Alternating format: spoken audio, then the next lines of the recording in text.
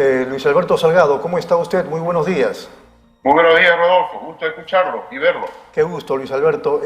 Estamos aquí en esta mesa de trabajo con el presidente del Partido Morado, Lucho Durán, que seguramente también tiene algunas preguntas que hacerle, pero previamente me adelanto y le pido una opinión sobre el contexto que estamos viviendo en estos días o en estas horas, que es muy distinto al anterior, al de hace días, donde la gente se manifestaba, donde teníamos 60 muertos de por medio. No solamente las movilizaciones eran en las regiones, sino también en la propia capital, donde se produjo el sábado antepasado, lamentablemente, un fallecido.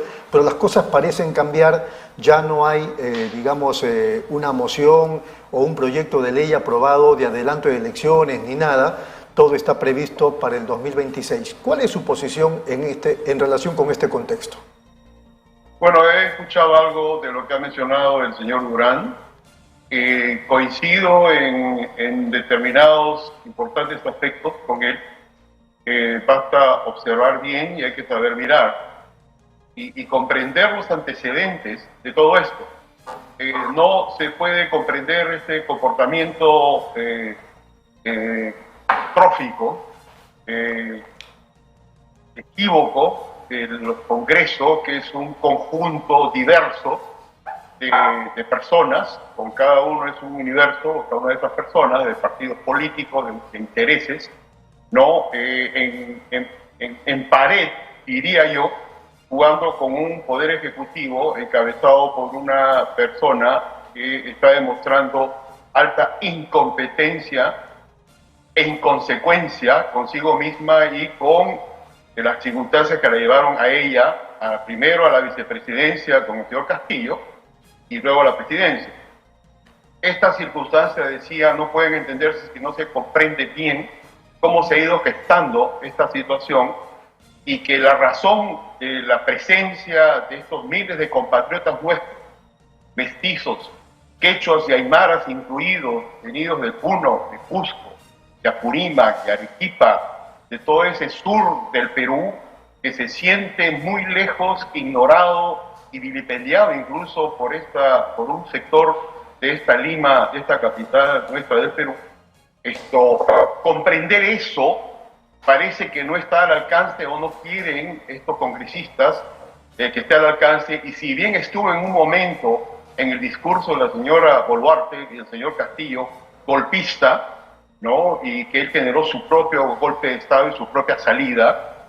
Si no se comprende esto, o no se quiere comprender, pues la crisis va a agravarse antes de empezar a mejorar. Luis Alberto, permítame contarle, seguramente usted también ya lo sabe, la posición de dos personas que podríamos calificarlas de lúcidas. Una de ellas, un empresario exitoso como Jorge Lasarte, que dijo, muy molesto por cómo estaban las manifestaciones, que finalmente los muertos están bien muertos. Pero después, la palabra del expresidente del Tribunal Constitucional, Ernesto Blume, que entiendo que usted lo conoce, no sé si tiene amistad, sosteniendo, el doctor Blume, que el problema del país en estos días, de las manifestaciones y de los muertos, es que ha faltado principio de autoridad. No es posible que un grupo de vándalos estén poniendo el contexto político y social como hasta ahora, inclusive motivando presuntos adelantos de elecciones. La presidenta, que era vicepresidenta, constitucionalmente debe terminar el 2026, igual que el Congreso. ¿Qué dice usted sobre esos dos conceptos? Bueno, eso teóricamente o platónicamente puede tener alguna aceptación.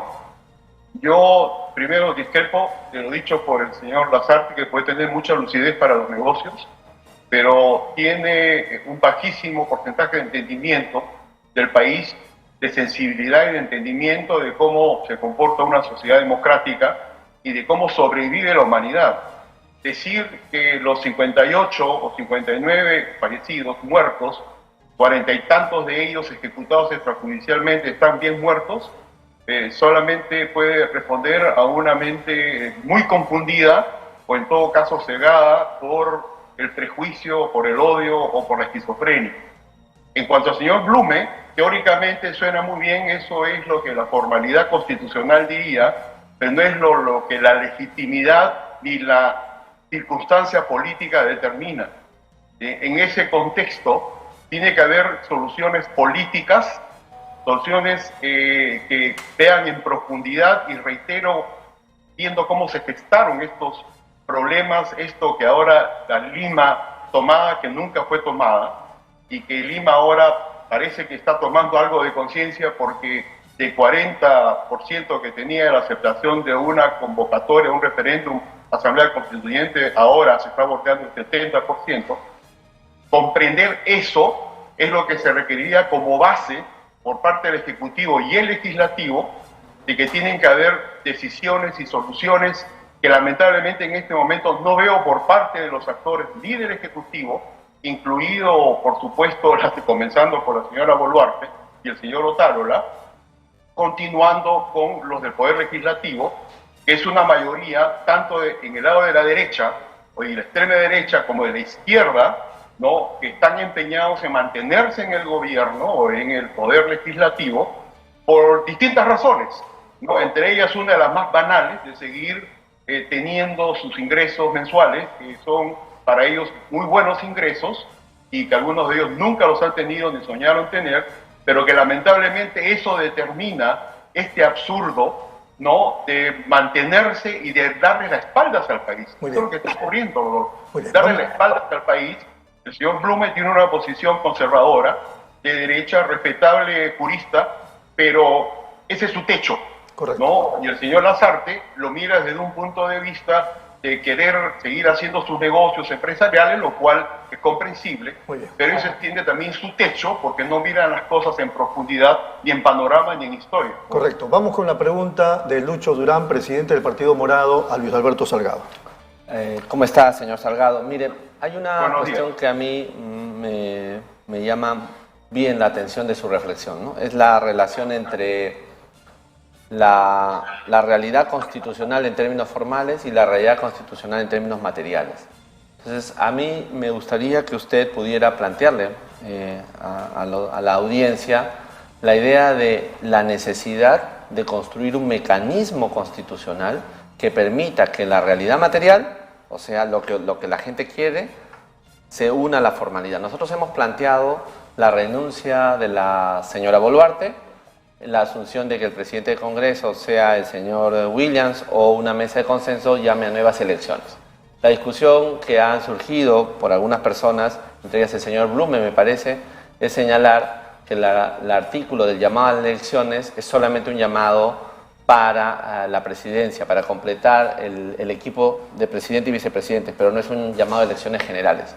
Nosotros no estamos de acuerdo con ello, porque cuando el presidente del Congreso llama a elecciones, tiene que reconstituirse la regla de la separación de poderes y del check and balance que tiene la Constitución. Entonces, me gustaría saber su opinión también, si usted, haciéndose eco de esta discusión, entiendo que usted también piensa que el llamado es a elecciones generales, no un llamado a la sucesión solamente de la presidencia. Por supuesto que el llamado es a elecciones generales. Comencemos mirando la realidad, ¿no? Los números y encuestas creíbles y serias. En este momento, la señora Boluarte y el Poder Ejecutivo tiene solamente una aceptación de entre el 20 y el 24%. Vale decir, alrededor del 73 o 74% consideran que la señora Boluarte debe culminar, o debe renunciar, o debe ser vacada, o simplemente debe retirarse del Poder Ejecutivo, ella y el equipo de personas, comenzando por Otárola y todos sus ministros, ¿no? Por otro lado, el Congreso, peor aún. Doctor Luis Alberto Salgado, disculpe que lo interrumpa, pero me parece que el resultado de una encuesta no debiera motivar que un jefe o jefa de Estado salgan del poder. No, pero por supuesto. Pero son señales de encuestas, y por eso hice la diferencia entre encuestas serias e encuestas amañadas o pagadas por sectores interesados. La encuesta del Instituto de Estudios Peruanos, el IEP, que tiene cierto nivel de legalidad y de legitimidad por sus antecedentes, hay que prestar atención, y un poco lo que pasa en la calle también. Ha habido una variación, obviamente en los últimos 2 meses, desde que asumió la señora Boluarte, en la percepción, sobre todo de sectores de Lima, ¿no? En cuanto a la gestión de la señora Boluarte y su equipo de gobierno. Al comienzo, con un discurso muy, inicialmente, que cometió el primer gran error de decir que se iba a quedar hasta el año 2026 y a los pocos días cambió. Entonces, el tema de la aceptación, por ejemplo, la convocatoria de una asamblea constituyente, ¿no? Que era solamente, tenía un 40 y tantos por ciento, 43% a nivel nacional, ahora ha ascendido un 69 o 70% según la encuesta del IEP. Y yo creo, y eso está asociado además con el declive evidente y el rechazo a la presencia de la señora Boluarte y su equipo de gobierno en el Poder Ejecutivo. Alejandro Toledo, cuando era presidente, tenía un dígito de aprobación y por bastante tiempo, pero no se le echó por eso de la jefatura del Estado. Pero Alejandro Toledo se dio cuenta con el arequipazo que no iba a viabilizar un camino represivo brutal, que era el que se iba a desencadenar de insistir o persistir en una medida de gobierno que era ampliamente rechazada por la ciudadanía arequipeña. Lo que ha ocurrido ahora, tenemos, Rodolfo, estamos hablando de 58 muertos a raíz de esta crisis, 40 y tantos de ellos por armas o proyectiles, de armas que provienen de la policía o de las Fuerzas Armadas. Luis Alberto, yo también estoy indignado como usted, como Lucho Durán y como mucha gente, pero lo concreto es que en el contexto actual no está pasando nada en el país. O sea, tenemos a un gobierno y a un Congreso que ya están trabajando con miras al 2026. Precisamente que no se trata de solamente indignación tuya o mía o del amigo Durán, Rodolfo. Se trata de observar con cierta frialdad, aún en medio de las circunstancias, ¿no?, que estamos viviendo, qué es lo que puede ocurrir y lo que va a ocurrir en los próximos meses, dependiendo de cuál es el camino que se tome. Solamente se tiene hasta el viernes 10 de febrero para que el Congreso tome una decisión de que se convoca elecciones que se realizarían en octubre de 2023, primera vuelta, en noviembre la segunda vuelta, y en diciembre o comienzo de enero el cambio real de gobierno, tanto de ejecutivo como de legislativo.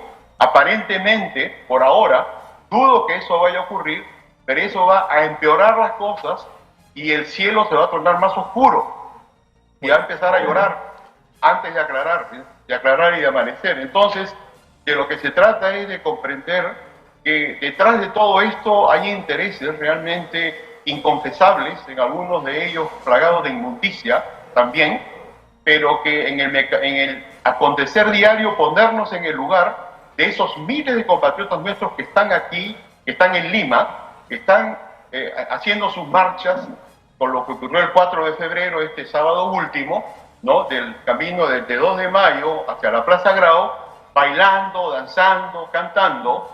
La policía los espera y les comienza a meter gas lacrimógeno, donde se ve realmente en imágenes que dan la vuelta al mundo,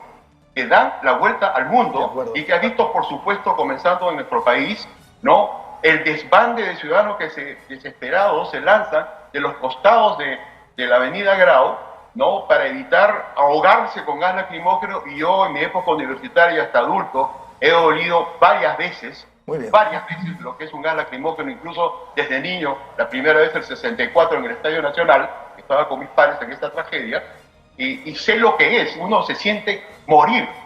Y ante eso, además, con la posibilidad de que le caiga una lacrimógena en la cabeza y no se libre también de que le caiga un proyectil, porque eso hasta ahora se están cuidando que ocurre en Lima, salvo la ejecución a 5 o a 6 metros del señor Víctor Santisteban, que le cayó una lacrimógena en la cabeza, en el cráneo, ante lo cual sale un jefe policial a decir que la bomba lacrimógena no perfora el hueso, los huesos de la cabeza, porque son los más duros. ¿Cómo es posible que un general de nuestra policía, así como otro que dice que el vaso de leche es generado por sendero luminoso y que en consecuencia está sendero por todos lados del país? Tremendas gracias le está dando a Abimael Guzmán. Es el jefe de la Tricote. ¿No? Donde estuviera ese señor muy cerca del infierno, probablemente si existe un infierno, ¿no?, de hacerle tremenda propaganda al senderismo que nunca tuvo ni tiene el poder que ahora pretenden proyectar para justificar la represión y esas políticas brutales que en este momento está adoptando lamentablemente nuestra Policía Nacional. Muy bien, Luis Alberto, ha sido muy amable, nos ha ganado el tiempo y seguimos en contacto, por favor. Fuerte abrazo. Con todo gusto. Abrazo también. Hasta luego. Gracias, ha sido Luis Alberto Salgado desde Washington, Estados Unidos. Pausa, regresamos.